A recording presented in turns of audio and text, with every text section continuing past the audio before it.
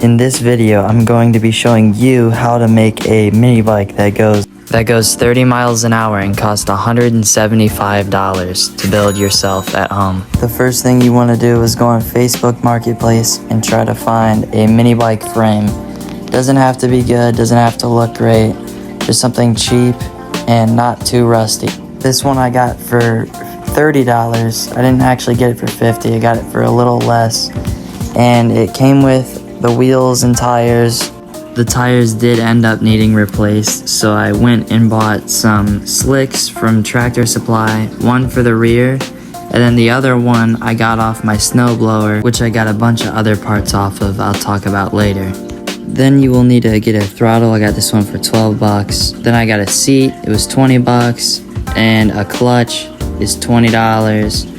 Spray paint is $6, and the chain was $20. And most importantly, you're gonna need a motor. I got this one off of a snowblower. It's a 5 horsepower, 175cc Tecumseh.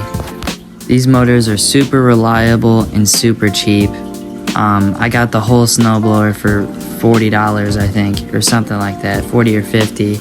And the carburetors are cheap, all the parts are cheap, and they run forever.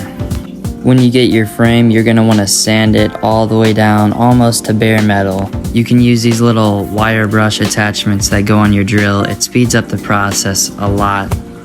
When you paint, try not to focus on one area of the frame because it will create runs if you focus on it. Just try to cover the whole thing lightly one time, come back after 5 minutes of letting it sit out in the sun, and then hit it again.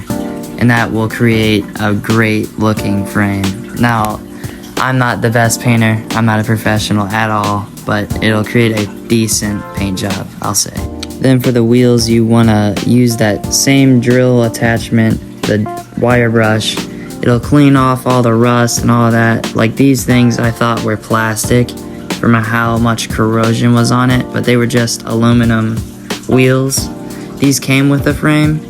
This one is also from the frame, but it's a wheelbarrow front tire, I believe. So you want to just clear off all that rust and then spray paint it. Same thing with your sprocket. Then for your brakes, I did scrub brakes on this one. They're not the best. This isn't like amazing quality. If you get a newer frame that has disc brakes, they're pretty easy to find too. I'll put up a picture of the last bike I did. This one had disc brakes straight from the factory, so I just replaced the whole caliper. It's like $10 on Amazon if you're doing this kind of a frame. But if you're doing a 70s frame like this one, you're not gonna have those rims or brackets. So this is just the way to do it, honestly. There probably is a better solution to this. The way I did the brakes was I got a piece of threading and ran it across the original brackets for the scrub brakes, because all these 70s bikes basically had these kind of brakes. And then I got a piece of metal and bent it, cut it, and made it so that it's super close to the tire. And I used 2 nuts on either side of the bracket and one after the threading that holds the peg on, basically, if that makes sense. You can kind of see it in the picture, the one that's at the very end. And then I tack welded those on there. You could probably do this without a welder. I just did because I resell these and I don't want anybody to have any issues with this. Then once you got it all painted and you have your stuff, just put it all together. Something that looks like this. I did spend a little bit extra at like the hardware store on like the axle and miscellaneous like nuts and bolts. But if you guys have any questions, just leave it down in the comments and I should be able to help you.